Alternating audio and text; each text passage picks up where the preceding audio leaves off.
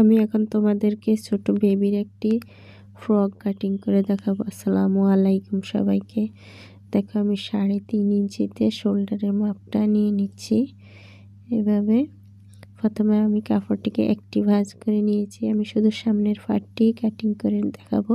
আমি বন্ধ সাইডের দিক থেকে মাপটা নিয়ে নিয়েছি। এখন আমি আরমোলের জন্য 2.5 ইঞ্চি দাগ দিয়ে নিচ্ছি। এখন আমি দেখো দাগগুলোকে মিলিয়ে আরমোলের শেপ দিয়ে নিচ্ছি। আমার বডি হলো 20 ইঞ্চি, তাই আমি সাইড ভাগের 1 ভাগ 5 ইঞ্চিতে দাগ দিয়ে নিয়েছি। আর কোমর হচ্ছে 16 ইঞ্চি, আমি 4 ইঞ্চিতে দাগ দিয়ে নিয়েছি, 4 ভাগের 1 ভাগ করে।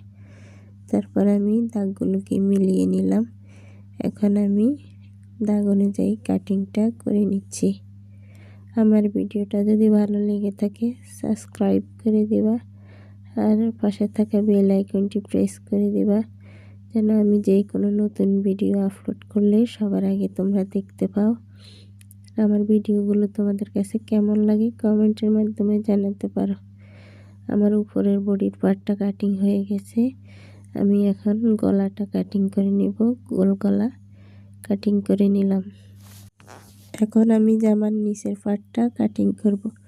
উপরের পার্টটা কাটিং হয়ে গেছে।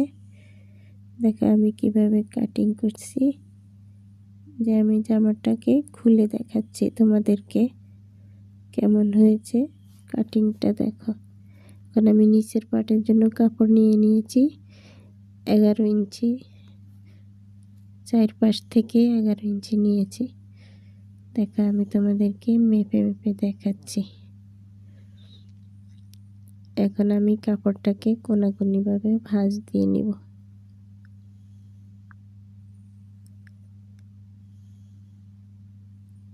আমি কিভাবে ভাঁজগুলো দিচ্ছি তোমরা ভালোভাবে খেয়াল করো, তাহলেই বুঝতে পারবে।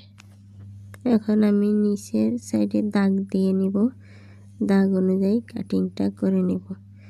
দেখো আমি কিভাবে দাগ দিয়ে নিচ্ছি, এভাবে দাগ দিয়ে এখন কাটিং করে নেব।